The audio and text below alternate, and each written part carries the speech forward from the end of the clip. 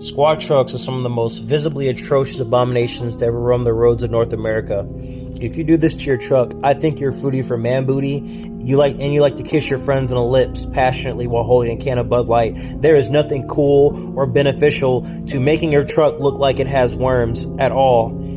You can't see anything out of it, and it's a complete hazard to everyone else on the road. I hope you get pulled over, go to court, and get a court order to get this fucking monstrosity crushed and turned into sardine cans. I hope so. Stop doing this. You're not cool. I think you sit down peeing like a girl.